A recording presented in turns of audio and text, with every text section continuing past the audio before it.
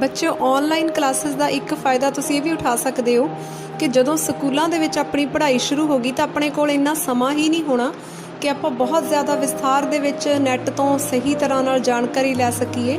ਪਰ ਹੁਣ ਕਿਉਂਕਿ ਤੁਹਾਡੇ ਸਿਲੇਬਸ ਦੇ ਵਿੱਚ ਇੰਨਾ ਕੁਛ ਆ ਜਿਹੜਾ ਸਾਡੇ ਸੱਭਿਆਚਾਰ ਨਾਲ ਜੁੜਿਆ, ਸਾਡੇ ਵਿਰਾਸਤ ਨਾਲ ਜੁੜਿਆ ਹੋਇਆ, ਵਿਰਸੇ ਨਾਲ ਜੁੜਿਆ, ਤਾਂ ਤੁਸੀਂ ਹੁਣ ਨੈੱਟ ਵਗੈਰਾ ਤੋਂ ਉਸ ਦੀ ਜਾਣਕਾਰੀ ਬਹੁਤ ਹੱਦ ਤੱਕ ਲੈ ਸਕਦੇ ਹੋ। ਤੇ ਉਹ ਜਿੰਨਾ ਤੁਸੀਂ ਸਰਚ ਕਰੋਗੇ, ਜਿੰਨਾ ਤੁਸੀਂ ਸਾਹਿਤ ਪੜ੍ਹੋਗੇ ਜਾਂ ਇਸ ਤਰ੍ਹਾਂ ਦੇ ਵਿਰਾਸਤੀ ਜਿਹੜੇ ਵੀਡੀਓਜ਼ ਦੇਖੋਗੇ, ਸਮਝੋਗੇ, ਤਾਂ ਉਹਦੇ ਨਾਲ ਤੁਹਾਡੀ ਜਾਣਕਾਰੀ 'ਚ ਬਹੁਤ ਜ਼ਿਆਦਾ ਇਜ਼ਾਫਾ ਹੋਏਗਾ, ਵਾਧਾ ਹੋਏਗਾ। ਅਤੇ ਇਹੀ ਜਾਣਕਾਰੀ ਨੇ ਆਪਾਂ ਨੂੰ ਫਾਇਦਾ ਕਰਨਾ ਹੁੰਦਾ ਅੱਗੋਂ, ਜਦੋਂ ਪੰਜਾਬੀ ਨਾਲ ਸੰਬੰਧਿਤ ਇਕੱਲੇ +2 ਦੇ ਹੀ ਨਹੀਂ ਬਲਕਿ ਜਦੋਂ ਨੌਕਰੀ ਲੈਣ ਲਈ ਹੋਰ ਵੀ ਬਹੁਤ ਸਾਰੇ ਮੁਕਾਬਲੇ ਦੀਆਂ ਪ੍ਰੀਖਿਆਵਾਂ, ਇਮਤਿਹਾਨਾਂ ਦੇ ਵਿੱਚ ਪ੍ਰਸ਼ਨ ਆਉਂਦੇ ਨੇ, ਉਸ ਦੇ ਲਈ ਵੀ ਸਾਨੂੰ ਬਹੁਤ ਜ਼ਰੂਰੀ ਹੁੰਦੀ ਆ। ਅਤੇ ਇਸ ਲਈ ਤੁਸੀਂ ਹੁਣ ਵੱਧ ਤੋਂ ਵੱਧ ਇਸ ਤਰ੍ਹਾਂ ਐਕਸਪਲੋਰ ਕਰ ਸਕਦੇ ਹੋ ਕਿ ਵੱਧ ਜਾਣਕਾਰੀਆਂ ਹਾਸਿਲ ਕਰੋ ਅਤੇ ਫਿਰ ਉਹ ਜਾਣਕਾਰੀਆਂ ਨੂੰ ਤੁਸੀਂ ਸਾਂਝਾ ਵੀ ਕਰ ਸਕਦੇ ਹੋ ਜਾਂ ਆਪਣੀ ਕਿਸੇ ਡਾਇਰੀ ਵਗੈਰਾ 'ਤੇ ਨੋਟ ਵੀ ਕਰ ਸਕਦੇ ਹੋ। ਹਮੇਸ਼ਾ ਅਜਿਹੇ ਬੱਚੇ ਵੱਧ ਕਾਮਯਾਬ ਹੁੰਦੇ ਨੇ ਜਿਹੜੇ ਕਿ ਆਪਣੇ ਸਿਲੇਬਸ ਤੋਂ ਵੱਖਰਾ ਵੀ ਕੁਝ ਸੋਚਦੇ ਆ, ਆਊਟ ਆਫ ਦਾ ਬਾਕਸ ਵੀ ਕੁਝ ਸੋਚਦੇ ਨੇ।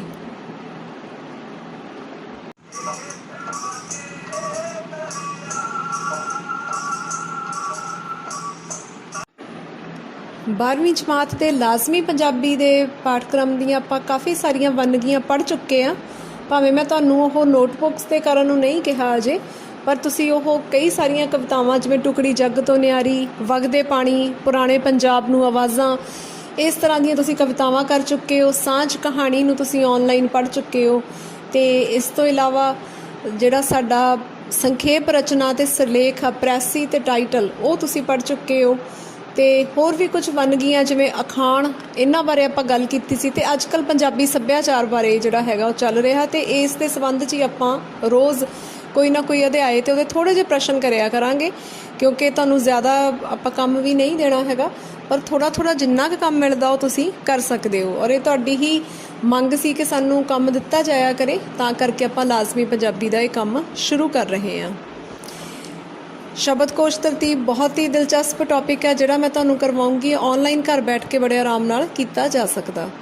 ਇਸ ਤੋਂ ਬਾਅਦ ਵਿੱਚ ਜੇ ਆਪਾਂ ਗੱਲ ਕਰਦੇ ਹਾਂ 94ਵੀਂ ਪੰਜਾਬੀ ਦੀ, ਤਾਂ ਉਸ ਦੇ ਵਿੱਚ ਤੁਹਾਨੂੰ 3 ਕਿਤਾਬਾਂ ਹੈਗੀਆਂ ਸਿਲੇਬਸ ਦੇ ਵਿੱਚ, ਪਾਠਕ੍ਰਮ ਦੇ ਵਿੱਚ। ਇੱਕ ਤਾਂ ਹੈ ਮੱਧਕਾਲੀਨ ਪੰਜਾਬੀ ਕਾਵਿ ਝਲਕਾਂ ਅਤੇ ਇਤਿਹਾਸ, ਦੂਸਰੀ ਕਿਤਾਬ ਹੈ ਆਪ ਬੀਤੀਆਂ, ਅਤੇ ਤੀਸਰੀ ਕਿਤਾਬ ਹੈ ਸਾਹਿਤ ਬੋਧ।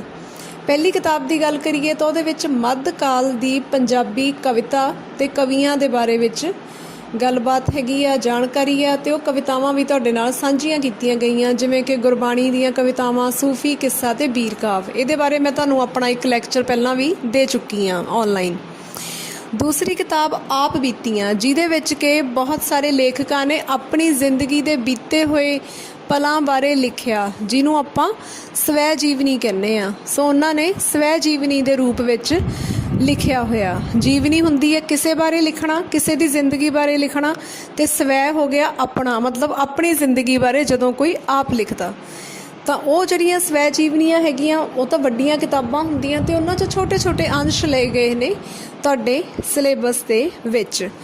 ਤਾਂ ਉਹਨਾਂ ਦਾ ਆਪਾਂ ਅਧਿਐਨ ਕਰਨਾ। ਅਤੇ ਅੱਜ ਕੱਲ੍ਹ ਆਨਲਾਈਨ ਦੀਆਂ ਕਲਾਸਿਸ ਦੇ ਵਿੱਚ ਮੈਂ ਤੁਹਾਨੂੰ ਮੇਨ ਜਿਹੜਾ ਫੋਕਸ ਆਪਣਾ ਹੋਏਗਾ ਉਹ ਇਸੇ 'ਤੇ ਹੀ ਹੋਏਗਾ, ਕਿਉਂਕਿ ਇਹੋ ਜਿਹੀ ਕਿਤਾਬ ਆ ਜਿਹਦੇ ਬਾਰੇ ਸਮਝਾਇਆ ਨਹੀਂ ਬਹੁਤਾ ਜਾ ਸਕਦਾ। ਤੁਸੀਂ ਪੜ੍ਹ ਕੇ ਉਹਦੇ ਉੱਤਰ ਤਿਆਰ ਕਰਕੇ, ਮੈਂ ਵੀ ਤੁਹਾਨੂੰ ਨੋਟਸ ਭੇਜ ਦੂੰਗੀ, ਪਰ ਤੁਸੀਂ ਆਪਣੇ ਉਸ ਤੋਂ ਵੀ ਬਿਹਤਰ ਤਿਆਰ ਕਰਨੇ ਨੇ। ਆਪ ਹੀ ਆਨਸਰ ਉੱਤਰ ਲੱਭ ਕੇ ਉਹਨੂੰ ਲਿਖ ਕੇ ਤੁਸੀਂ ਆਪਣੀਆਂ ਨੋਟਬੁੱਕਸ ਬਣਾ ਸਕਦੇ ਹੋ, ਕਾਪੀਆਂ ਬਣਾ ਸਕਦੇ ਹੋ, ਅਤੇ ਉਹਨੂੰ ਯਾਦ ਵੀ ਕਰ ਲਿਓ, ਕਿਉਂਕਿ ਇਹ ਸਿਰਫ ਯਾਦ ਕਰਨ ਵਾਲੀ ਗੱਲ ਹੈਗੀ ਆ। ਅਤੇ ਤੀਸਰੀ ਕਿਤਾਬ ਸਾਡੀ ਸਾਹਿਤ ਬੋਧ ਆ, ਜਿਹਦੇ 'ਚ ਸਾਹਿਤ ਸਾਨੂੰ ਕਿਉਂ ਚੰਗਾ ਲੱਗਦਾ ਸੀ। ਕੋਈ ਗੀਤ ਸੁਣਦੇ ਹਾਂ, ਕਵਿਤਾ ਪੜ੍ਹਦੇ ਹਾਂ, ਸ਼ੇਅਰ ਸੁਣਦੇ ਹਾਂ, ਕਹਾਣੀ, ਨਾਵਲ ਆ, ਸਾਨੂੰ ਕਿਉਂ ਚੰਗਾ ਲੱਗਦਾ, ਇੱਦਾਂ ਕਿਉਂ ਲੱਗਦਾ ਵੀ ਤਾਂ ਸਾਡੀ ਮਨ ਦੀ ਗੱਲ ਕੀਤੀ ਹੋਈ ਆ ਕਿਤੇ, ਹੈ ਨਾ। ਇਸ ਤਰ੍ਹਾਂ ਦੀਆਂ ਸਾਨੂੰ ਭਾਵਨਾਵਾਂ ਕਿਉਂ ਲੱਗਦੀਆਂ ਨੇ, ਕੋਈ ਗੀਤ ਕਿਉਂ ਲੋਕਾਂ ਦੇ ਮੂੰਹ 'ਤੇ ਇੰਨਾ ਚੜ੍ਹ ਜਾਂਦਾ, ਹਿੱਟ ਕਿਉਂ ਹੁੰਦਾ, ਉਹ ਸਾਹਿਤ 'ਚ ਕੀ ਖਾਸੀਅਤ ਹੁੰਦੀ ਆ, ਅਸੀਂ ਉਹ ਲੱਭਣਾ ਵਾ, ਜਿਹੜੀ ਸਾਨੂੰ ਹੁਣ ਤੱਕ ਇੰਨੀ ਨਹੀਂ ਪਤਾ ਹੁੰਦੀ। ਪਰ ਇਹਦੇ ਵਿੱਚ ਹੋਏਗਾ ਅਲੰਕਾਰ ਕੀ ਵਰਤੇ ਗਏ ਆ, ਬਿੰਬ ਕੀ ਆ, ਰਸ ਕੀ ਆ, ਪ੍ਰਤੀਕ ਕੀ ਵਰਤੇ ਹੋਏ ਨੇ, ਅਤੇ ਕੀ ਸਾਡੀਆਂ ਸ਼ਰਤਾਂ ਹੁੰਦੀਆਂ ਨੇ। ਜੇ ਨਾਵਲ ਲਿਖਣਾ ਤਾਂ ਕਿਹੋ ਜਿਹਾ ਹੋਣਾ ਚਾਹੀਦਾ। ਸੋ ਤੁਸੀਂ ਵੀ ਹੁਣ ਸਾਹਿਤ ਰਚਨਾ ਅੱਗੋਂ ਕਰ ਸਕਦੇ ਹੋ। ਤਾਂ ਤੁਸੀਂ ਉਹਨਾਂ ਆਧਾਰਾਂ 'ਤੇ ਲਿਖ ਕੇ ਦੇਖ ਸਕਦੇ ਹੋ ਕਿ ਕਵਿਤਾ 'ਚ ਇਹ ਗੁਣ ਹੋਣੇ ਚਾਹੀਦੇ ਆ, ਕੀ ਮੇਰੀ ਕਵਿਤਾ 'ਚ ਇਹ ਗੁਣ ਹੈਗੇ ਨੇ। ਤਾਂ ਇਸ ਤਰ੍ਹਾਂ ਦਾ ਉਹ ਆਪਾਂ ਜਦੋਂ ਸਕੂਲ ਦੇ ਵਿੱਚ ਮਿਲਾਂ ਬੈਠਾਂਗੇ ਉਦੋਂ ਜ਼ਿਆਦਾ ਚਰਚਾ ਕਰਾਂਗੇ। ਫਿਲਹਾਲ ਆਪਾਂ ਦੂਸਰੀ ਕਿਤਾਬ ਆਪ ਬੀਤੀਆਂ 'ਤੇ ਹੀ ਫੋਕਸ ਕਰਦੇ ਹਾਂ। ਅਤੇ ਇਸ ਕਿਤਾਬ ਦਾ ਜਿਹੜਾ ਪਹਿਲਾ ਅਧਿਆਇ ਹੈਗਾ, ਕਿਉਂਕਿ ਇਹ ਕਿਤਾਬ ਮੈਂ ਤਾਂ ਇਹਦੇ 'ਤੇ ਜ਼ਿਆਦਾ ਜ਼ੋਰ ਦੇ ਰਹੀ ਹਾਂ ਕਿਉਂਕਿ ਇਹ ਕਿਤਾਬ ਅਜੇ ਤੱਕ ਨੈੱਟ 'ਤੇ ਵੀ ਨਹੀਂ ਮਿਲਦੀ। ਬੋਰਡ ਦੀ ਸਾਈਟ ਦੇ ਉੱਪਰ ਵੀ ਜਿਹੜੀ ਉਹਨਾਂ ਨੇ ਪਾਈ ਹੋਈ ਹੈ ਨਾ, ਉੱਥੇ ਵੀ ਇਹ ਕਿਤਾਬ ਦਾ ਫੌਂਟ ਪੜ੍ਹਿਆ ਨਹੀਂ ਜਾਂਦਾ ਹੈ। ਇਸ ਕਰਕੇ ਤੁਹਾਨੂੰ ਲੋੜ ਆ ਵੀ ਤੁਸੀਂ ਇੱਥੇ ਹੀ ਧਿਆਨ ਨਾਲ ਦੇਖੋ। ਮੈਂ ਇਹਦੀਆਂ ਇਮੇਜ ਨੇ ਜਿਹੜੇ ਉਹ ਕੈਮ ਸਕੈਨਰ 'ਚ ਵੱਧ ਸਫਾਈ ਦੇ ਨਾਲ ਜਿਹੜੇ ਪੜ੍ਹੇ ਜਾ ਸਕਣ ਇਸ ਤਰ੍ਹਾਂ ਦੇ ਬਣਾ ਕੇ ਤੁਹਾਨੂੰ ਭੇਜੇ ਨੇ। ਇੱਕਦਮ ਬਹੁਤੇ ਪੜ੍ਹਨ ਦੀ ਜ਼ਰੂਰਤ ਨਹੀਂ, ਰੋਜ਼ ਇੱਕ ਪੇਜ ਪੜ੍ਹ ਲਿਆ। ਇਸ ਤਰ੍ਹਾਂ ਨਾਲ ਤੁਸੀਂ ਇੱਕ ਜਿਹੜਾ ਚੈਪਟਰ ਆ, ਪਹਿਲਾਂ ਮੈਂ ਇਹਦੇ ਸਵਾਲ ਦਿਖਾਏ ਨੇ ਅਤੇ ਸਵਾਲਾਂ ਤੋਂ ਪਿੱਛੋਂ ਜਿਹੜੇ ਵੈਰੀ ਸ਼ਾਰਟ ਕੁਐਸਚਨ ਨੇ ਇਹਨਾਂ ਨੂੰ ਤੁਸੀਂ ਪਹਿਲਾਂ ਪੜ੍ਹੋਗੇ, ਫਿਰ ਤੁਸੀਂ ਇਸ ਲੈਸਨ ਨੂੰ ਪੜ੍ਹਨਾ ਅਤੇ ਉਹਦੇ ਵਿੱਚੋਂ ਤੁਸੀਂ ਲੱਭਣਾ ਕਿ ਕਿਹੜੇ ਪ੍ਰਸ਼ਨ ਦਾ ਉੱਤਰ ਕਿੱਥੇ ਆ। ਜਿਹੜੇ ਬਹੁਤ ਸੰਖੇਪ ਉੱਤਰਾਂ ਵਾਲੇ ਪ੍ਰਸ਼ਨ ਆ ਉਹ ਤੁਸੀਂ ਆਪ ਇਸ ਤਰ੍ਹਾਂ ਲੱਭ ਕੇ ਮੈਨੂੰ ਫਿਰ ਤੁਸੀਂ ਸੈਂਡ ਕਰਨਾ ਆਪਣਾ ਕੰਮ ਕੀਤਾ ਹੋਇਆ। ਅਤੇ ਦੂਸਰਾ ਕੰਮ ਹੈ ਜਿਹੜੇ ਛੋਟੇ ਉੱਤਰਾਂ ਵਾਲੇ, ਮਤਲਬ ਪੈਰਾਗ੍ਰਾਫ ਟਾਈਪ, ਜਿੰਨਾ ਕੁ ਅਸੀਂ ਪੈਰਾ ਲਿਖਦੇ ਹੁੰਦੇ ਹਾਂ 10 ਕੁ ਸਤਰਾਂ ਵਾਲੇ ਉੱਤਰ ਨੇ, ਉਹ ਜਿਹੜੇ ਹੈਗੇ ਆ ਉਹ ਮੈਂ ਤੁਹਾਨੂੰ ਨਾਲ ਨੋਟਸ ਵੀ ਦੇ ਰਹੀ ਹਾਂ। ਤੁਸੀਂ ਆਪਣੇ ਇਸ ਅਧਿਆਏ 'ਚੋਂ ਸਵੈ ਜੀਵਨੀ ਅੰਸ਼ ਵਿੱਚੋਂ ਪੜ੍ਹ ਕੇ ਉਹਨਾਂ ਦੇ ਉੱਤਰ ਲਿਖਣੇ ਆ। ਨੋਟਸ ਤੋਂ ਤੁਸੀਂ ਗਾਈਡੈਂਸ ਲੈ ਸਕਦੇ ਹੋ।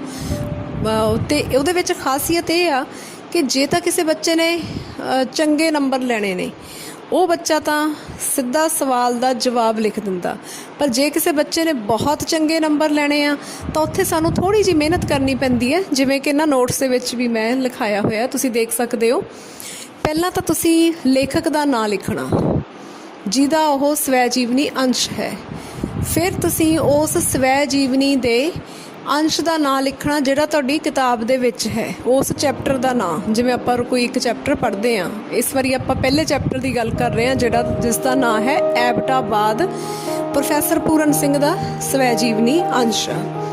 ਇਹਨਾਂ ਦੋਹਾਂ ਤੋਂ ਬਾਅਦ ਕਿਸੇ ਨੇ ਹੋਰ ਵੀ ਵਧੀਆ ਨੰਬਰ ਲੈਣੇ ਨੇ, ਚੰਗੇ ਅੰਕ ਲੈਣੇ ਆ, ਤਾਂ ਉਹ ਬੱਚਾ ਕੀ ਕਰ ਸਕਦਾ, ਉਸ ਸਵੈ ਜੀਵਨੀ ਜਿਹੜੀ ਵੱਡੀ ਕਿਤਾਬ ਹੈ ਉਸ ਦਾ ਨਾਂ ਵੀ ਤੁਸੀਂ ਨਾਲ ਦੇ ਦੇਣਾ ਵਾ, ਜਿਹਦੇ ਵਿੱਚੋਂ ਕਿ ਅੰਸ਼ ਜਾਂ ਹਿੱਸਾ ਲੈ ਕੇ ਤੁਹਾਡੀ ਪਾਠ ਪੁਸਤਕ 'ਚ ਸ਼ਾਮਿਲ ਕੀਤਾ ਗਿਆ।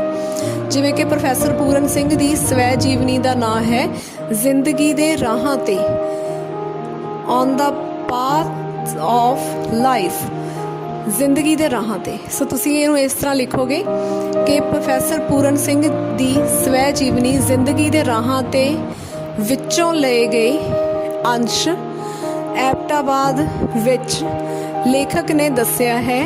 ਉਸ ਤੋਂ ਬਾਅਦ ਤੁਸੀਂ ਜਿਹੜਾ ਤੁਹਾਡਾ ਆਨਸਰ ਆ ਉਹ ਸ਼ੁਰੂ ਕਰ ਸਕਦੇ ਹੋ। ਖਾਸ ਗੱਲਾਂ ਨੂੰ ਤੁਸੀਂ ਲਕੀਰ ਨਾ ਹੈਗਾ, ਮਤਲਬ ਅੰਡਰਲਾਈਨ ਕਰਨਾ ਵਾ, ਅਤੇ ਬਾਕੀ ਤੁਸੀਂ ਇਹਨਾਂ ਪ੍ਰਸ਼ਨਾਂ ਦੇ ਉੱਤਰ ਆ ਜਿਹੜੇ ਉਹ ਧਿਆਨ ਨਾਲ ਦੇਖ ਲਓ ਅਤੇ ਉਸ ਦੇ ਮੁਤਾਬਿਕ ਤੁਸੀਂ ਬਣਾ ਸਕਦੇ ਹੋ।